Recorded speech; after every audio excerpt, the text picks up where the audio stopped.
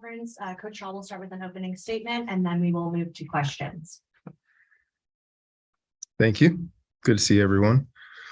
On the injury front, EJ Smith will be down this week. Casey Filkins will start. We'll play multiple backs as we have in the past. But excited about what Casey put on film last week. I think there's some plays he'd also love to have back, and looking forward to him having a heck of a game. Good bye week. Got a lot of guys rested. Shifted our focus to the next portion of the season. Next few games, and now really just focusing in on Washington. Coming back off a difficult loss where we did some good things, but did not play well enough to give ourselves an opportunity to win the game. As said after the game and even last week, turnovers are a focus of ours. Not turn the ball over on offense and forcing turnovers on the defensive side. Thought in the second half, defensively, thought we played well. Thought we got more pressure on the quarterback. We're a little bit more active. Got some tackles for loss. Kept them out of the end zone. So some things there that we want to build on. But all in all, we can play much better than we played going on 2 weeks ago. And we're going to need to going up to Washington, playing against a very good football team that's playing fast and playing with a lot of confidence and making a lot of plays. So not a insurmountable task, but at the same time, there's a level of football that we can play at that's much higher than we've played at so far this year. So that's our focus. I'll take questions.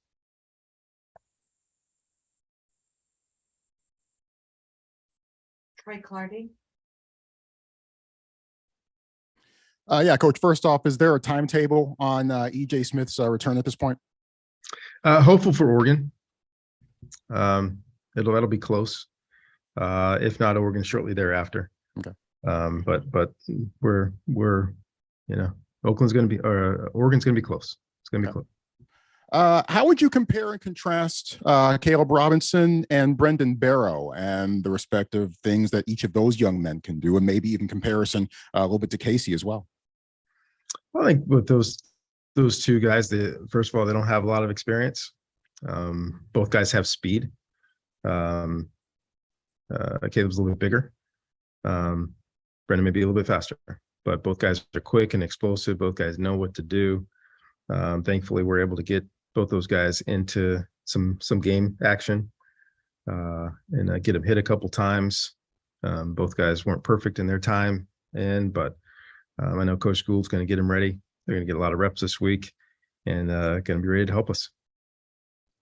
Steve. Yeah, Coach, first, I guess I just missed the beginning. Did you say that EJ Smith is out for this week? Yes. Yeah. Any specific reason, injury, or just out? Oh, it's health related. Okay, fair enough. I'm guessing that this week's preparation is somewhat similar to USC in that you're playing a team with a different coach, with a different quarterback, and a pretty dynamic quarterback. Are there similarities preparing for Washington as there were for USC? Different style of offense, but very explosive, athletic quarterback that can make all the throws. He's got a big time arm. I think the best throw of the year I've seen among anybody was a throw he made going to his left down the right sideline, or going to his right down the right sideline for a lefty, and it was like the ball curved right where it was supposed to be. This kid's got talent. It's been talked about for a long time. So it's going to be a challenge for us to keep him contained and then really play these receivers tight. These guys are making a lot of plays, and it's going to be on us to keep those explosive plays to a minimum. Thank you.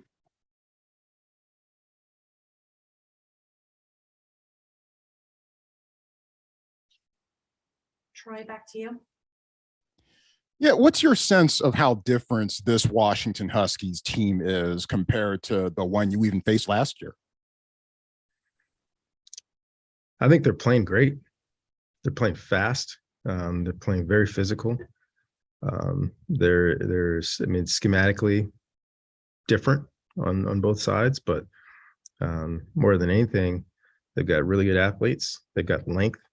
They've got big guys on the offensive line. They're big and athletic. They've got big guys on the inside of the defensive line. They've got long, physical guys on the outside. They've got active secondary. So as much as anything, yes, the schemes are different. They're just playing fast and they're playing hard and they're playing with a lot of confidence. John? John, I believe you're still muted. Coach, the noise factor at Husky Stadium, I mean, Tanner's been at this now for a number of games as your starting quarterback, but this is a challenging venue. Can you share some principles for the quarterback dealing with the noise, looking at the coach? It's not like the NFL where you got the voice in the ears. How do you coach up a quarterback in a noisy venue? Well, I told the entire team it's composure and communication. We can't panic. We can't be out of sorts. Played at Oregon 2 years ago. Tanner was able to come in that game, which was loud also. So we prepared against it. We're prepared on and off last week for noise, knowing that the USC band was going to be in the closed end of the stadium. So this week, kind of the same thing. We just cranked up the volume a little bit on the noise machine, make communication very difficult. I don't anticipate Tanner really having an issue with it. It's really guys getting off on the snap. It's really guys being able to focus and listen with intention, any verbal communication, and make sure that we have not just one signal, but multiple hand signals for various things to make sure that we're not giving away our stuff. So how we communicate and having composure are the two keys for us there. Thank you, John. Ben? I'm not sure this question's ever been asked before. Maybe it has. I was talking to some of the special team guys about this, your punters and your return guys. You guys whipping out the wet balls this week, and is that something you guys use in preparation for games in these rainy environments? Do you work on that, getting wet balls out for both fielding punts and kicking them, or just talk about anything you guys do in the special teams end to prepare for that side of things? Yeah, the specialists do that periodically throughout the season. Last time I checked, there was a less than 10% chance of rain, which basically means it's going to rain. It's just, 10% means it's going to rain maybe 10% of the day, but it's going to rain. So, but as a former receiver, I was always better when we don't make a big deal of it. When you're a kid and you're going out playing outside, you don't practice before you go. You just go out there and playing in the rain. Yeah, you catch the ball. For the specialists, a little bit different. For the snappers, for the holders, for the punters, yeah, you want to work those things especially. But quarterbacks and receivers, hey, you just go out and play. Don't make a big deal out of it. And the ball's a little bit inflated, but it's still the ball, and you just got to catch it. Thank you, Ben. Jackson? Coach, with Kalen DeBoer being new to the conference, do you have any past relationship with him or thoughts on that staff's performance so far? We said hello to each other, seen him around here and there, especially since he's joined the conference. Got a lot of respect for him, did a great job down there at Fresno, and has done a great job thus far at Washington. Part of coaching is seeing who you have, especially when you're a new coach, seeing who you have, seeing what they do well, and putting them in those positions. And that's what that staff has done. They've done a great job in all three phases, playing as well as anybody in particular in our conference, and have earned their top 25 ranking. That's not their focus. Focus is just playing great football. So their staff's done a great job of preparing their team and have the team going out there and playing well. Thank you, Jackson. Troy? The offensive line, how would you sum up how that position unit has done so far this year? I think through the first couple games, much better than at any point last year. Much more connected, much more efficient. I think we had a few sacks, and one of the sacks early in the game, was a combination of a few different things. later in the game, hey, you're down by 2 or more scores. They know you're trying to throw it, so it's hard to fault an offensive line for that.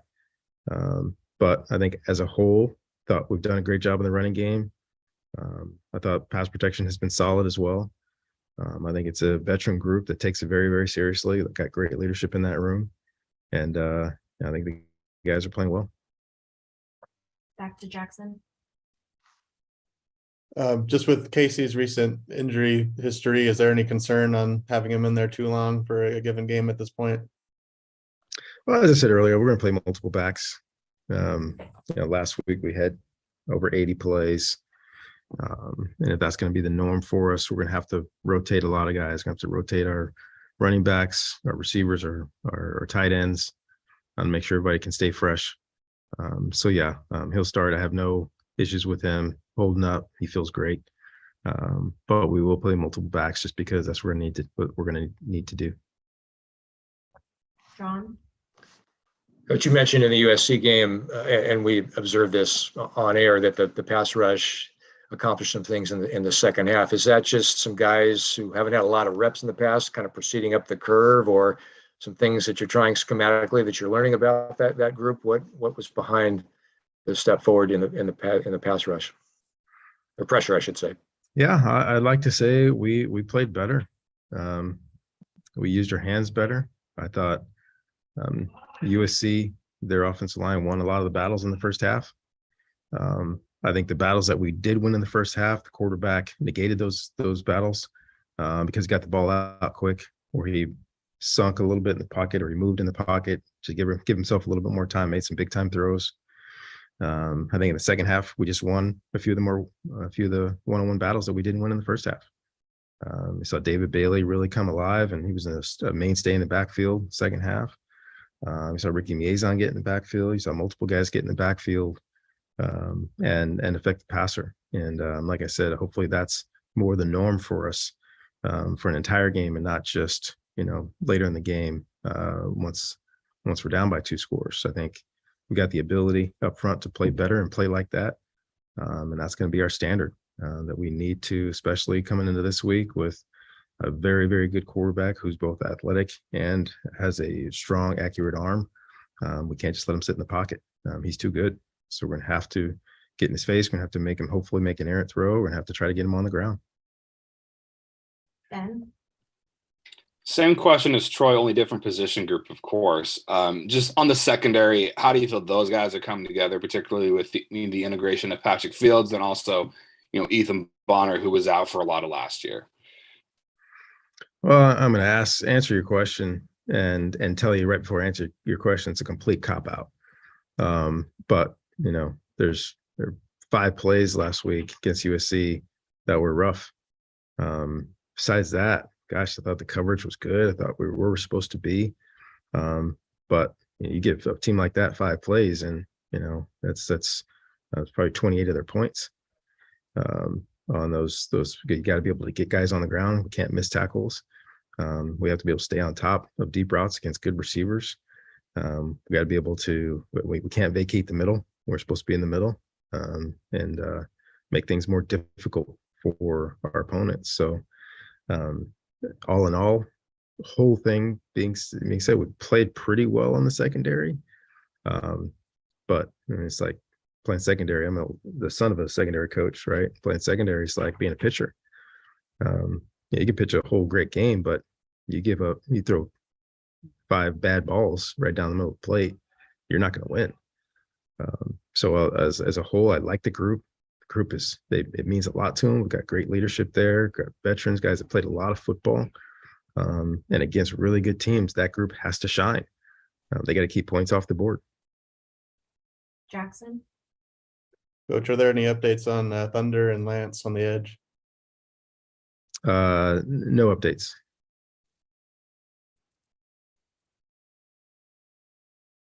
Tim.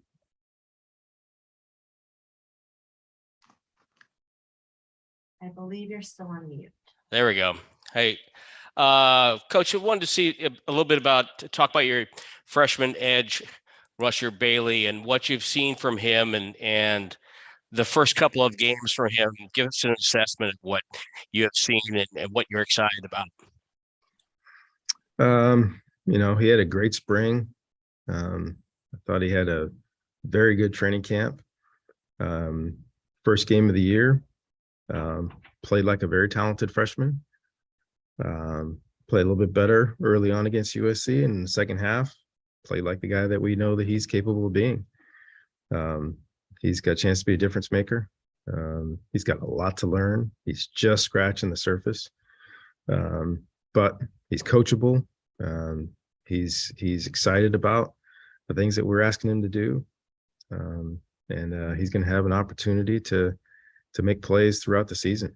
And like I say, he's just scratching the surface. He's only going to get better. Back to you, Troy.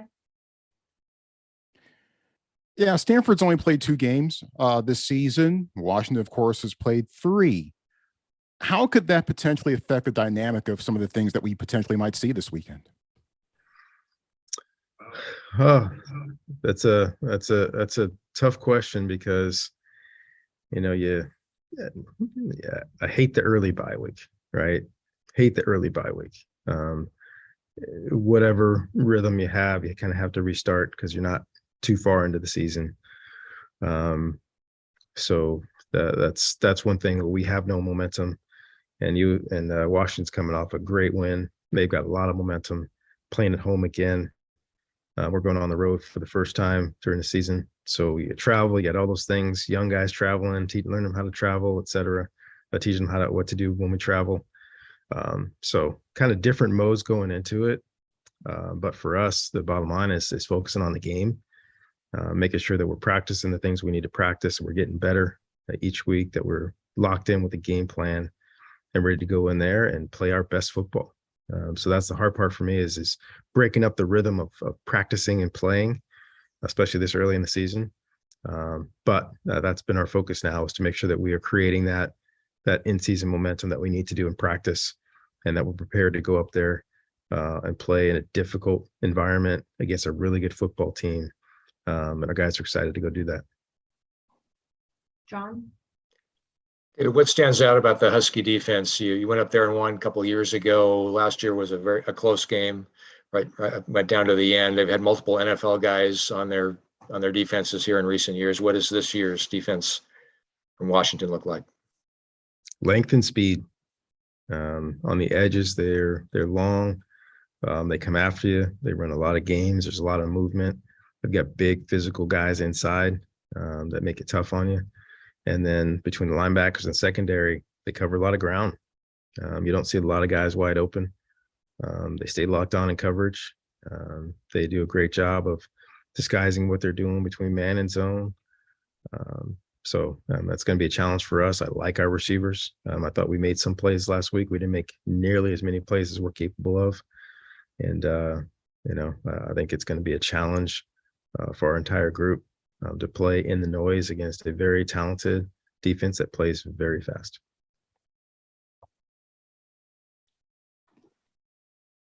Any other questions for Coach Shaw? Troy? Kind of stop by Bellevue Downtown Park for old time's sake and relive memories of that walkthrough a couple of years ago? No, and it's been brought up a couple times. What we're to do when we get in. I think we're just going to hang out in the hotel and, no walkthroughs with ducks and onlookers coming by.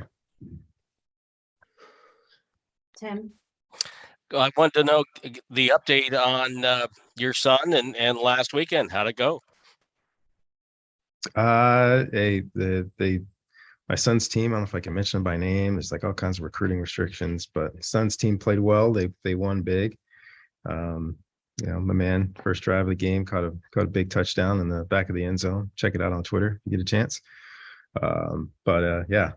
Season's going well for those guys, and excited for Carter's prospects. Ben? Yeah, you kind of got a unique opportunity. I know these games are further in the future, but you had an opportunity, if you wanted to see 2 of your future opponents duke it out in Cal and Notre Dame. Just curious if you watched that game and if it helps to maybe see two opponents that you're going to face later on face each other like that? Yeah, I saw a little bit of it just because my son's game was right about the same time. So I saw some of the first half, didn't see the second half. I try not to get emotionally invested. Both those games are down the road. And, you know, they can't both lose, which of course would be our preference, but somebody had to win. And congrats to Notre Dame. I know Cal went in there. Cal's a good football team, a very underrated football team. And they went to Notre Dame and put up a really good fight. So didn't surprise me that it was a close game. But yeah, I can't get emotionally invested in those other games when I'm just focusing on our next opponent.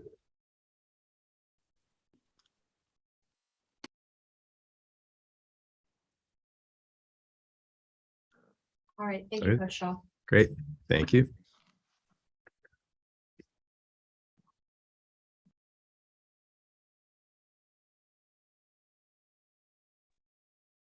We'll be back with players shortly.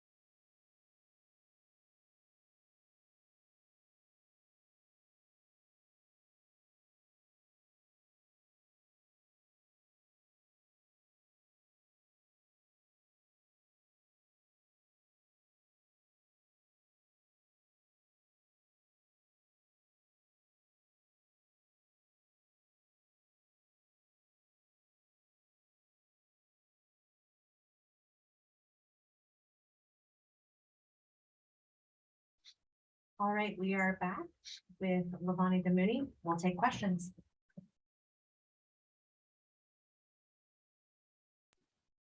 Ben? Hey, Levani, just want to get your thoughts on the Washington offense from your perspective as a linebacker. What challenges does that unit pose for you guys? Yeah, it's a really good offense. They're coming off of a big win last week, as we all know. Yeah, their quarterback, he's got a good arm, and so you know that with their air raid offense, I feel like on the defensive side, we really need to just work on those you know, open field tackles, and just like, yeah, we had like 15, 16 or so missed tackles versus USC. And so that'll be huge this week with how much they throw the ball. So, but yeah, they're pretty good offense. Troy? Yeah, Lavani, going up to Seattle, obviously that's one of the more noisy environments that you're going to face on the West Coast and all college football. And I suspect they might be especially fired up for this week. As a defense, you know, what sort of effects does noise have on what you guys try to do, and what are some things that you guys generally try to do to combat being playing in such a loud environment? Yeah, I've never played at UW with, you know, last time we played there 2020, no fans. And so yeah, this is my first time being there with the packed stadium. And, you know, we heard it's gonna be a hostile environment up there in Seattle. And so I think a lot this week, and just we've been working throughout the season so far, is like our nonverbal communication with our, you know, just our hand signals and just things like that. Whenever we need to be verbal, making sure we echo things over and over, but making sure we're, you know, on the same page with our DBs and our D line, confirming signals, confirming calls. And so that'll be huge this week, since we won't be able to hear each other. Just making sure we're all our nonverbal stuff is on point.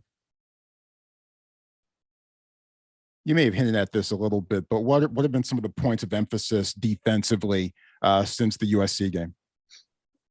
Yeah, definitely tackling, tackling in space. We had that bye week to kind of just regroup and heal up a little bit, and we went back to some of those fundamentals, wrapping up, drive your feet, breaking down, having good leverage, know where your help is, if your help is a sideline or if you got someone else like a flat corner or someone there to help you. So making sure if you miss a tackle with good leverage on the right side. And so yeah, that's definitely one of the biggest emphasis this week as we go to a new game. Yeah, tackling.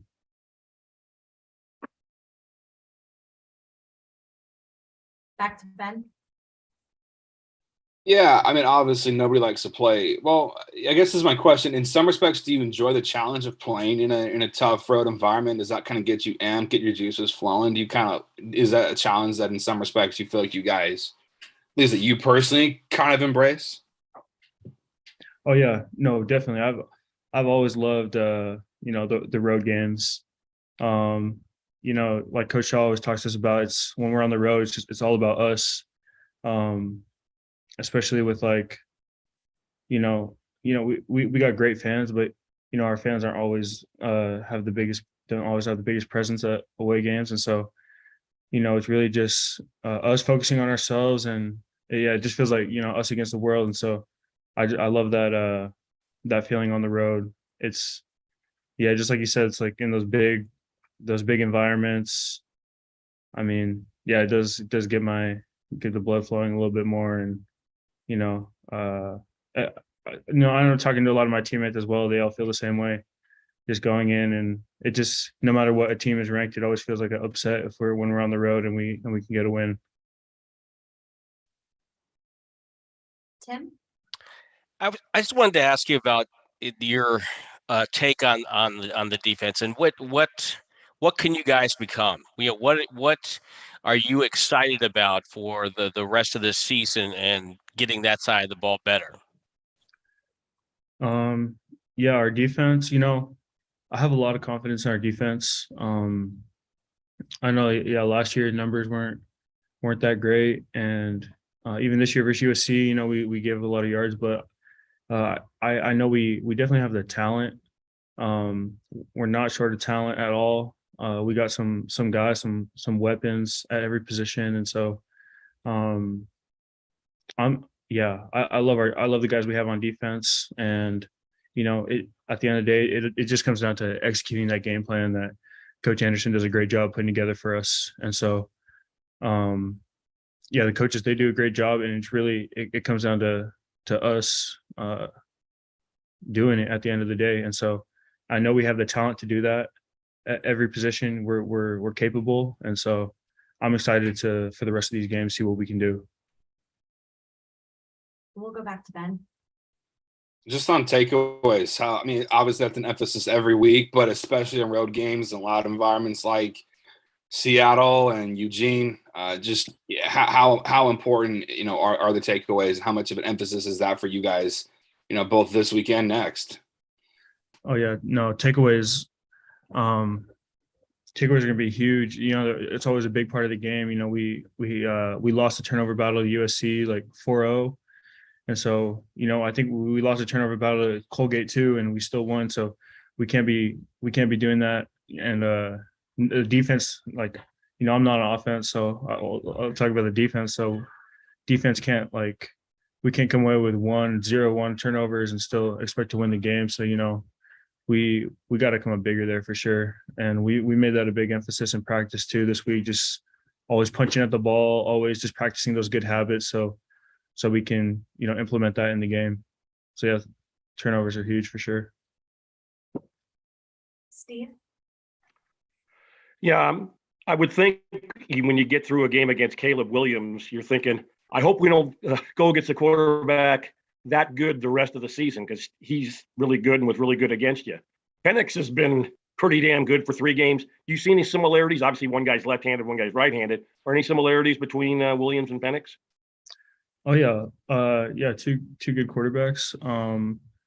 a lot of similarities for sure. You know, they both can throw that deep ball, and so like really really well. And so that just tells us that we need to put more pressure on the quarterback. And you know, 3-man rush, 4-man rush. We just need to you know, even if it's just a hand in his face, we just need to get back there, put a little more pressure on him so he doesn't have that time to just to be looking downfield, because you know both those guys, they can make that throw with their feet set or not. And so if we just get them on the move, and it'll you know help maybe force a check down or yeah, not avoid that big play.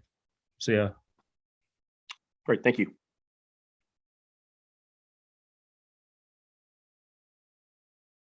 Any other questions? Thanks. Thanks, guys.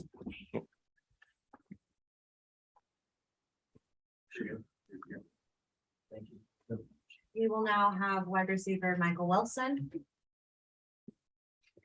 And he will take questions.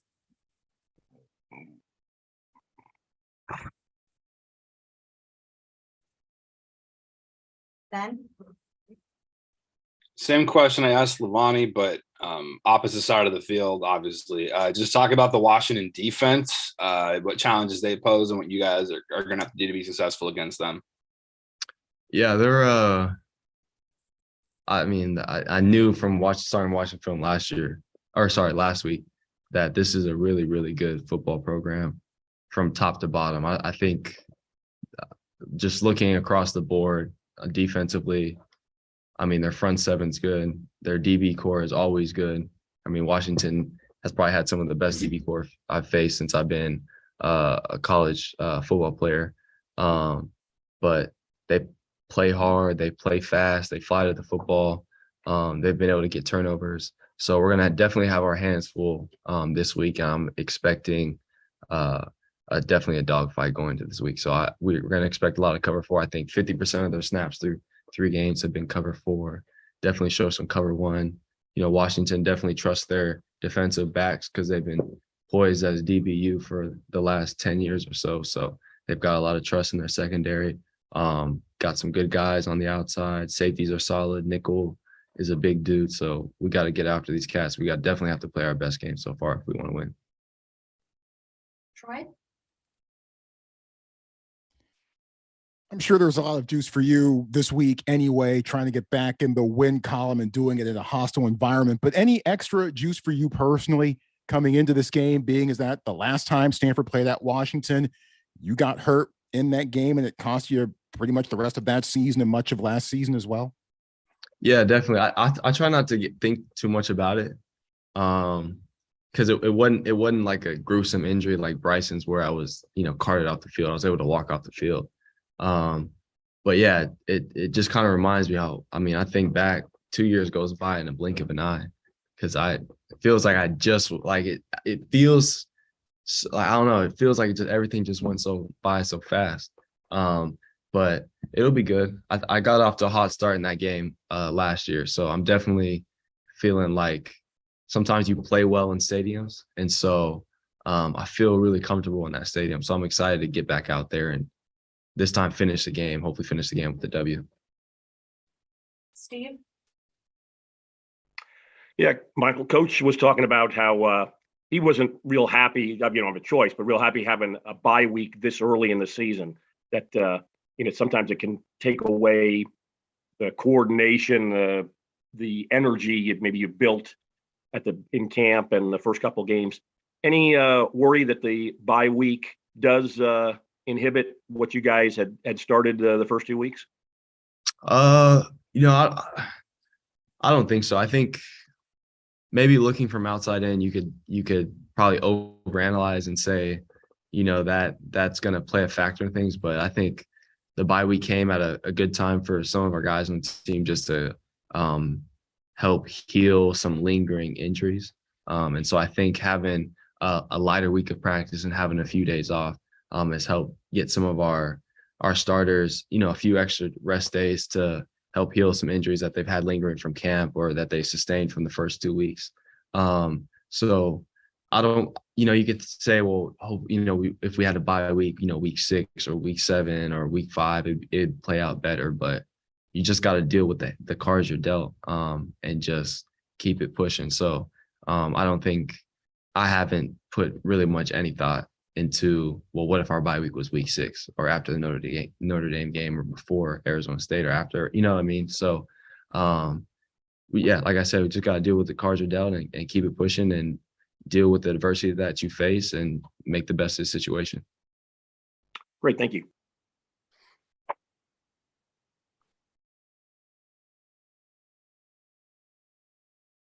I just wanted to see, going back to Troy's question involving your when you got hurt, you're not thinking about bad thoughts, but do you do any visualization trying to, imagine yourself having success to get yourself ready for a game?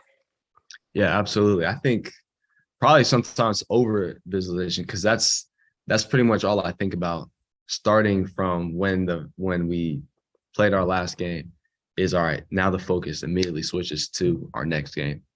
Every decision I make throughout the week is focused on, okay, is this going to help me perform better in the game? What decision am I going to make is going to give me the best opportunity and put me in the best circumstance to succeed and yield the result that I want? So